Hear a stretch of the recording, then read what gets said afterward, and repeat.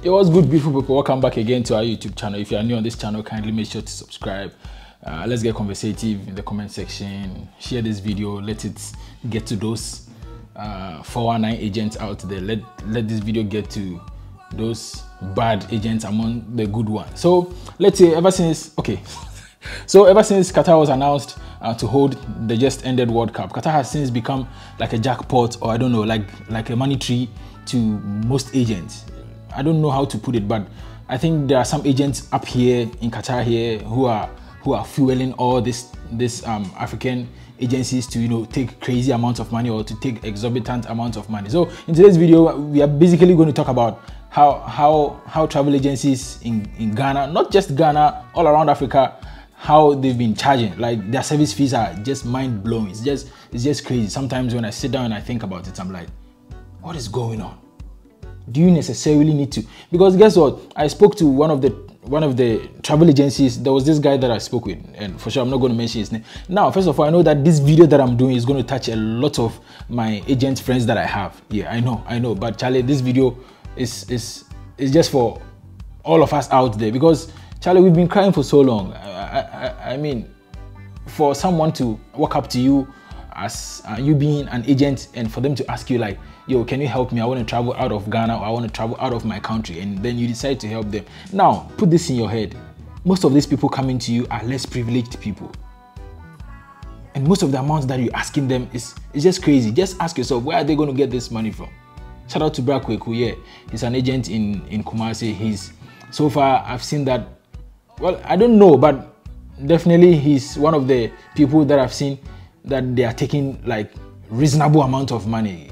Just imagine if he's able to take just one person like 500 cedis or even 1,000 Ghana cedis, which is even less than $100, to fly someone all the way from Ghana to Qatar here to come and work. Now, before a company even recruits from Ghana, or even, okay, let's talk about the qualifications one need to have for them to become a travel agency. I don't know, but it's like now we've had a lot of travel agencies around. Some are good, some are bad, and Charlie, I don't even know how to put this. I'm just full of pain and full of, I just even don't know how to put this. For someone to walk up to you, just like I said, and to ask you if you can help them travel. Of course, they've heard of you. Probably you've helped a couple of people, 2-3 people to travel outside the country, and for that reason they walk up to you. They have that trust in you. Now, I have this friend in Ghana, his name is Samuel. Yeah, so recently he told me that he spent all his money just to travel from Ghana to either Dubai or any of these Gulf countries, and guess what happened? At the end of the day, the agent told him that they've lost the contract. Now, most of these agents who will tell you that they can help you travel out of the country, most of them are just sub-agents. Now, let's talk about agents and a sub-agent. Now, an agent is someone who has the direct connection, okay? An agent is someone who is probably in Ghana or outside Qatar and dealing with the real company over here. Now, some of the companies also over here have another agent. So in this case, you back there in Africa, you become sub-agent, right? Because the company has to communicate through the agency up here. So this agency is also going to communicate with you. And this whole thing is a whole shitty, messy, I don't even know how to put it. Okay, so this guy told me that he gave all his money to the agent, because first of all, the agent told him that he was going to take him like 20,000 Ghana cedis. 20,000 Ghana cedis, that is about close to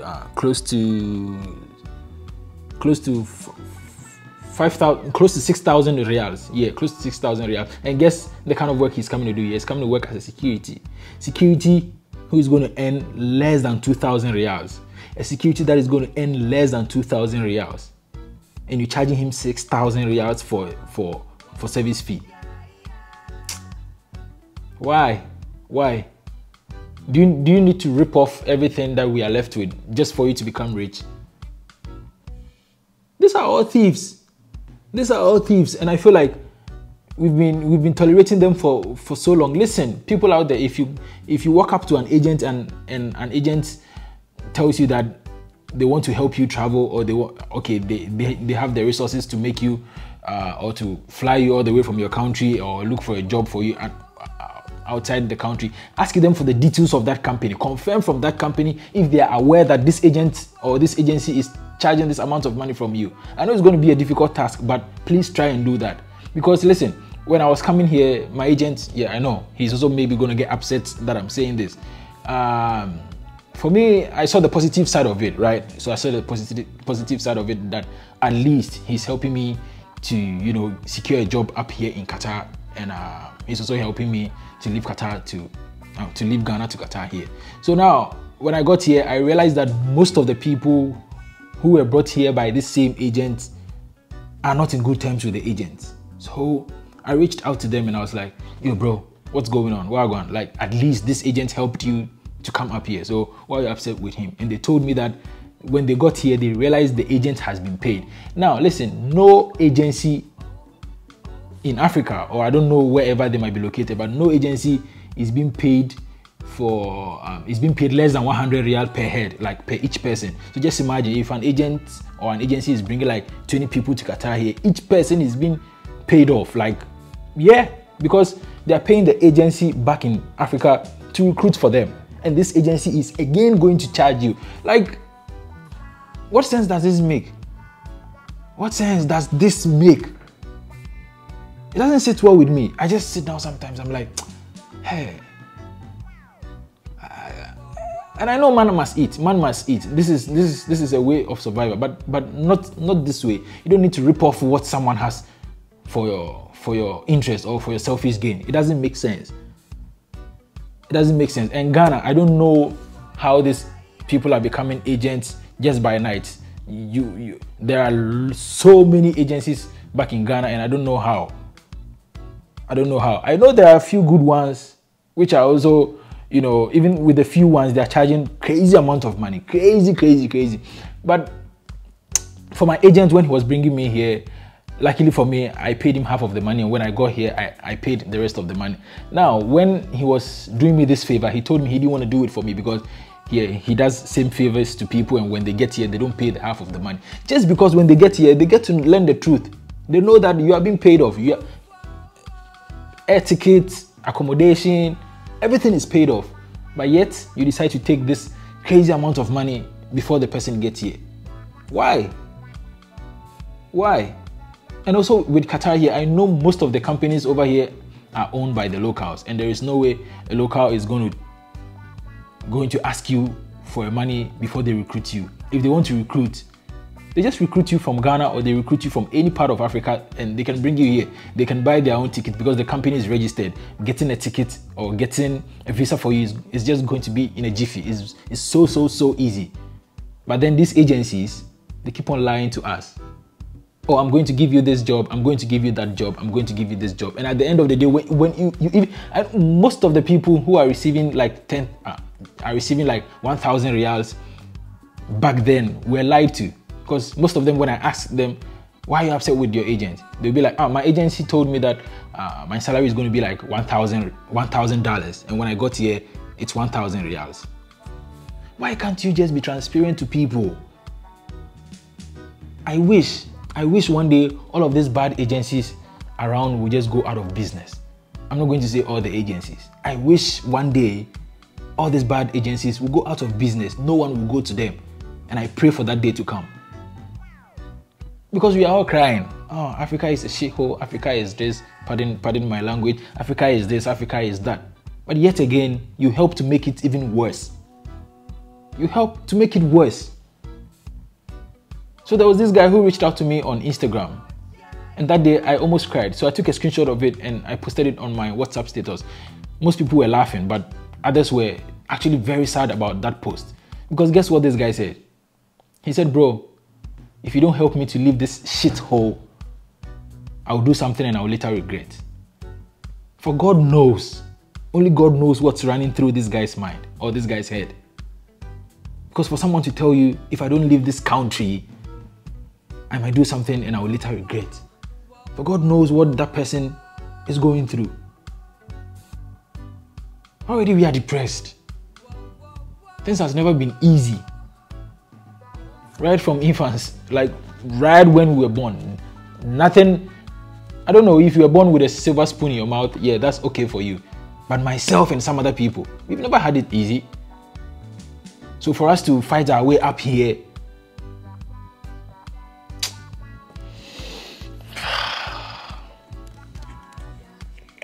the agencies out there, please, let's be genuine. If you're already genuine, I say God bless you. But if you're not genuine and you are taking people's money, and also sometimes I blame the people out there. Just imagine someone comes into my DM and they tell me to help them get a visa and they're going to pay me. Now, first off, I didn't tell you I'm an agent and I didn't tell you I'm recruiting. So if you come forth and ask me to get you a visa and you're going to pay me, okay, I told him that I can't help him with a visa, but he still insisted, I'm going to pay you. So in this case, what are you insinuating? What are you pushing me to do? You're pushing me to sin. And see the situation some of you put people into. If I'm not an agency, don't ask me to get you a visa. Now, there was this guy also, for me, I think I have a lot of stories. So there was this other guy who DM'd me on Twitter or Instagram, I think. He told me to look for a job up here in Qatar for him. And I told him that, bro, it's going to be very busy because myself, I'm very busy. I have a lot of things to do. So for me to even manage my time properly and get time to talk to you at the same time, it's a whole lot. So just appreciate the little that I'm doing for you. Because it's just like barter trade, right? You're watching my videos, you stream, you're subscribing, and I'm also helping you with your questions. But don't ask me to go out there and look for a job for you. Please. I beg you. I can't go out there and look for a job for you. I didn't ask anyone when I was in Ghana to look for a job up here for me. And I told this guy I can't look for a job for him because this is not the way to go. Guess what he told me? But bro, you're already there, it's very easy. Who told you it's easy? Have you ever been here? Have you ever been here?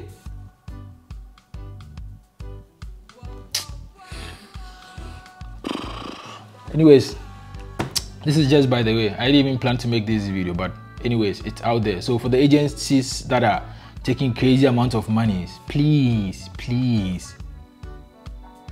at least 30-40%, at least.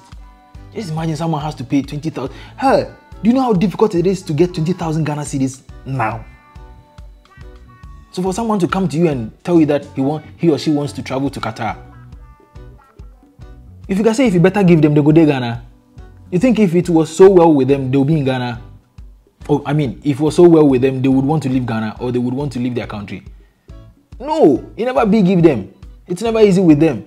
That is why they want to move from their place of birth or from their country or wheresoever to come to Qatar here, because of course people outside Qatar think there are unlimited job up here, there are unlimited companies over here recruiting all the time. But trust me, you are not on the ground, so you don't know what it takes to even get a job here. You don't know what it takes, and many people might be here and think like, oh, when I finish my 2 years contract, I'm going to switch and look for it. I'm going to resign and look for a job. Bro, you'll be very stupid to resign before you look for a job, excuse me. You'll be very stupid to look for a job, to resign before you get a job. Always make sure another job is secured before you move out. And there's one thing also I tell people all the time. I might not be here, I might not be in Qatar here for that long, but trust me, experience and the knowledge to move around things I have. Because I have people who talk to me all the time. I have people who have been here that long, and when they talk to me, I listen to them. Qatar is a very small country. Very small. Just like the whole of Tema, the second city in Ghana. Or is it the second city? I don't know. Anyways, my name is Malik Sterling. Don't forget to subscribe to my channel, and I love you all. Stay safe.